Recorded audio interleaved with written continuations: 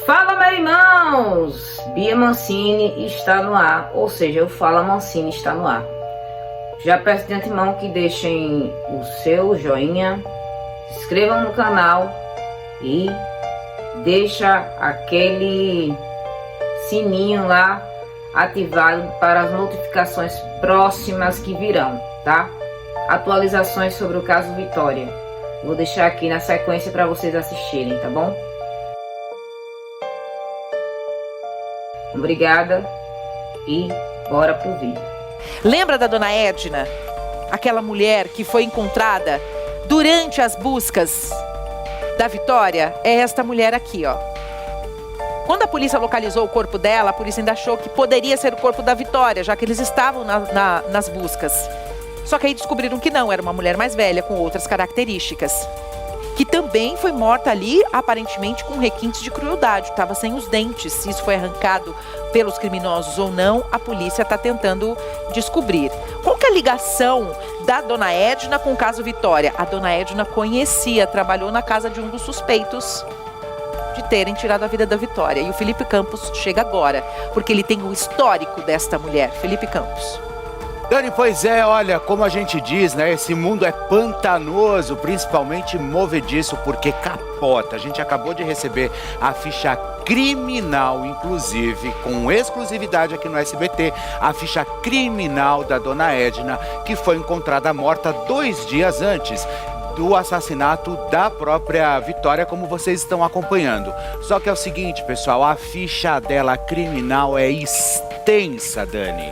Ela tem uma passagem um tanto quanto tenebrosa por toda a polícia, e eu acabei de receber toda a ficha criminal, que segue com mais de 1, 2, 3, 4, 5, 6, 7, 8, 9, 10, 20, mais de 30 crimes cometidos, inclusive, pela própria dona Edna, tá? Ela já cumpriu, inclusive, pena na penitenciária feminina do Butantã. Então, ou seja, é uma história que agora a polícia de Jundiaí... Olha só, essa é a ficha criminal, Dani. Essa é a ficha criminal que a gente acabou que eu acabei, inclusive, de ter com exclusividade. Boa, você Felipe. não viu ainda em lugar nenhum. Você está vendo aqui no SBT com exclusividade. Preste atenção. Essa é a ficha criminal da dona Edna, que foi encontrada 2 dias antes do assassinato, inclusive, da própria Vitória. Agora a polícia de Jundiaí vai começar a investigação e tentar entender o que acontece. Agora, da mesma forma que ela foi encontrada morta no mesmo local, Dani, o que me passaram é que agora a necrópsia vai tentar entender se ela tinha ingerido substâncias, porque pode ser que a Vitória também tenha sido envenenada antes da própria morte, e também a dona Edna também possa ter sido envenenada também, viu? Então, o que o Felipe Campos traz com exclusividade aqui no nosso noticiário é que a Edna, que foi localizada morta dias antes do corpo da Vitória também ser localizado, ela tem uma extensa ficha criminal. E a polícia já sabe, então, que ela tinha uma ligação com um dos suspeitos de ter tirado a vida da Vitória. Esse quebra-cabeça vai ser montado pela Polícia Civil. Felipe Campos, muito obrigada pelas suas informações e pelo seu trabalho, que sempre acrescenta aqui no nosso Primeiro Impacto. Obrigado, Dani. Daqui a pouquinho eu volto, pessoal. Agora, a gente continua falando, inclusive, sobre o caso Vitória, porque a gente falou agora, então, da Edna. Felipe trouxe com exclusividade essa ficha, extensa ficha criminal que a Edna tinha, já foi presa, enfim.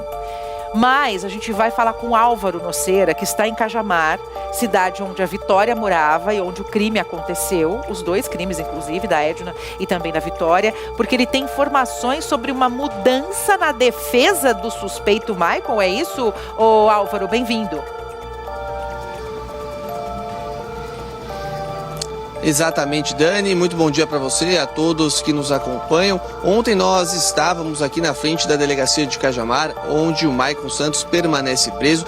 E aqui chegou então 5 profissionais, 5 advogados, trazendo então a defesa. Conversaram com o Michael Santos e depois eles saíram e falaram com a imprensa. Passaram algumas informações de que o Michael seria inocente, também queriam contestar as provas, os laudos, e a gente estava acompanhando. Depois surgiu a informação que essa defesa, esse grupo de advogados teria largado este caso. Nós entramos em contato e isso ainda não aconteceu oficialmente, mas um outro advogado está entrando neste caso e vai vir até aqui na delegacia de Cajamar, primeiramente conversar com o Maicon, conversar com o delegado e depois falar com a gente para a gente entender melhor este lado, o lado da defesa, né, Dani? E a gente segue por aqui porque também tem uma outra informação que o advogado da família, o Fábio Costa, chegou até aqui, está lá dentro da delegacia, vai averiguar, checar mais informações e deve também retornar e falar com a gente deve entrar ao vivo com ele aqui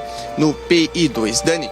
Obrigada, Álvaro, pelas suas informações. Então, a gente tem uma mudança, né, na defesa desse suspeito. O advogado, inclusive, da vítima, está no local. Eu vou chamar novamente a presença do Felipe Campos aqui, porque nós trouxemos com exclusividade, há minutos atrás, uma informação importantíssima. Nós tivemos acesso, Felipe Campos, com exclusividade, à ficha criminal da Edna, a mulher que foi localizada 2 dias antes do corpo da Vitória ser localizado. E a pergunta que agora a polícia tem que responder é a seguinte, Felipe: será que a Edna teve participação no crime da Vitória e ela foi morta como queima de arquivo? Dani, olha, é o seguinte, as informações aqui não param, pessoal. E eu vou, inclusive, ler agora para vocês o que inclusive a minha própria fonte acabou de passar, que é o seguinte: a polícia de Jundiaí está prestes a enviar um inquérito que investiga a morte de Edna de Oliveira, de 63 anos, para a cidade de Cajamar. O delegado responsável pelo caso de Vitória Regina de Souza, cuja morte também está sob investigação, busca estabelecer uma possível ligação entre os dois casos, hein? Entre os dois casos. Isso que você está vendo agora na sua tela, inclusive, é a ficha criminal que consta com mais de 30 inquéritos que a dona Edna, que foi encontrada morta 2 dias antes do corpo da Vitória ser encontrado, pessoal, na verdade, ela também é uma criminosa e mais de 30 inquéritos. E é o seguinte, Edna Oliveira, que teve um passado criminal até o início dos anos 2000, foi presa em diversas ocasiões e possui registros por tráfico de drogas, furto e estelionato. Sua trajetória controversa levanta questões sobre os motivos que cercam sua morte e sua vida anterior pode estar relacionada com os eventos recentes, e as autoridades estão trabalhando para esclarecer as circunstâncias em que Edna foi encontrada sem vida e como isso pode conectar com uma investigação em andamento sobre a morte de Vitória. A troca de informações entre as polícias de Jundiaí e Cajamar já começaram e podem ser crucial para o desvendamento desse caso.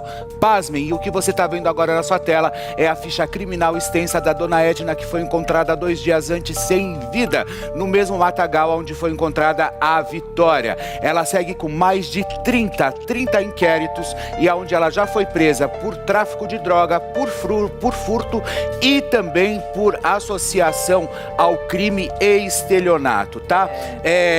A comunidade aguarda ansiosamente por respostas e explicações sobre essas tragédias que impactaram a região, que ainda é um mistério. Mas parece, Dani, que agora, com todo esse desfecho, sem dúvida alguma, o negócio parece que começa a decolar. Por quê? Porque quando encontra agora a Edna e a gente tem acesso exclusivo, a gente tem que deixar muito claro que essas imagens, que esse material que vocês estão vendo aqui, só aqui no Primeiro Impacto, vocês não vão ver em outra televisão, vocês podem ver à tarde, mas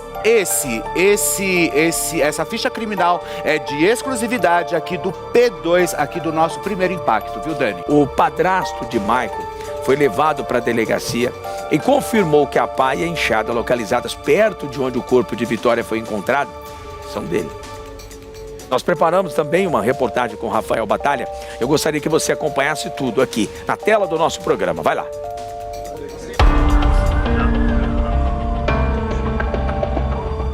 A movimentação policial era em busca de mais elementos para desvendar o mistério envolvendo a morte da adolescente. Desta vez, os investigadores foram atrás do padrasto de Maicon, o primeiro preso de envolvimento no caso. O local onde ele foi encontrado é bem ao lado da casa em que a polícia suspeita ter servido de cativeiro para manter a jovem por pelo menos 2 dias. não está descartada a hipótese dela ter sido morta ali mesmo. Durante as buscas, uma pá e uma enxada foram encontradas próximo ao local onde o corpo de Vitória foi achado. O material que pertence ao padrasto de Michael passou por perícia e a polícia resolveu trazer o dono das ferramentas para depor. O pai do Michael chegou aqui à delegacia de Franco da Rocha junto com um funcionário. De acordo com a polícia, ele reconheceu que aquelas ferramentas que foram encontradas na terça-feira, bem próximo ao local do crime, pertencem a ele. Os exames vão ser feitos e nós temos que aguardar.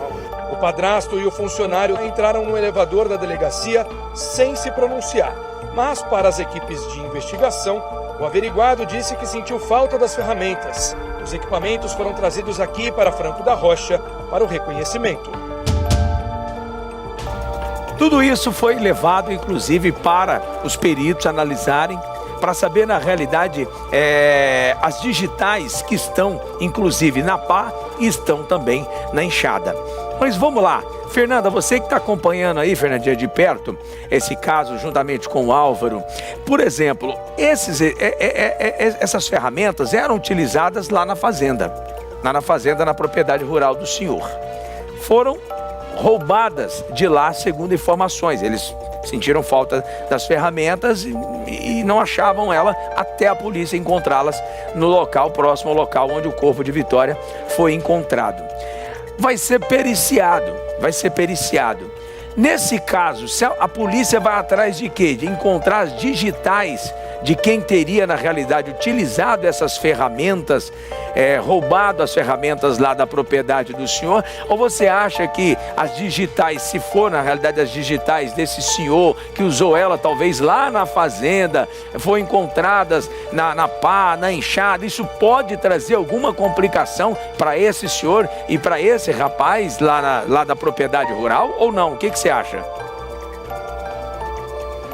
Acredito que não, Marcão, até porque eram ferramentas usadas ali pelos dois, tanto pelo padrasto como pelo ajudante. Os dois reconheceram ali as ferramentas que teriam desaparecido da propriedade deles, Marcão. Eles têm a casa ali do padrasto, todas as ferramentas ficavam em uma casinha pequena de madeira ali bem próximo à residência, mas foi durante a madrugada que eles teriam percebido ali que essas ferramentas desapareceram. Acreditaram que teria sido um furto de alguém ali, o que a gente coloquialmente, popularmente fala, tipo ladrão de galinha, sabe, Marcão? Como é uma área rural, é isso que ele achou, que alguém teria invadido ali a propriedade dele, teria ido até o local onde ele guarda as ferramentas e teria furtado esses dois. É importante também a gente ressaltar, Marcão, que é uma área muito humilde, muito simples ali na área rural de Cajamar, e não há nenhuma câmera de segurança na propriedade desse padrasto. Se tivesse uma câmera de segurança que pudesse comprovar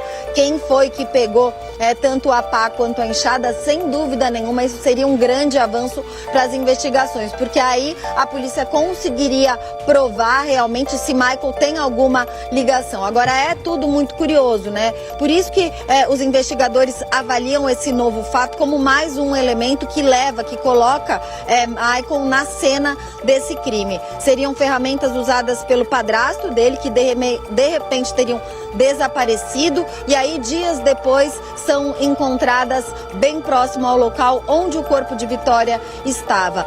Os investigadores também acreditam, Marcão, que os criminosos não chegaram a usar essas ferramentas. Eles tinham como intenção realmente enterrar o corpo da vítima. Isso não foi feito, o corpo não estava enterrado, ele foi realmente largado ali na área de mata, mas a polícia também não sabe dizer ao certo, não sabe esclarecer o porquê que esses criminosos não conseguiram fazer o que era a intenção, o que teria acontecido para que eles abandonassem as ferramentas ali, não tivessem inclusive também enterrado o corpo de Vitória. Mas sem dúvida nenhuma, perícia vai ser feita ali, provavelmente muitas digitais vão ser encontradas, talvez dessas pessoas que cometeram esse furto, e também até mesmo digitais do próprio proprietário que por muito tempo usou essas ferramentas, Marcão.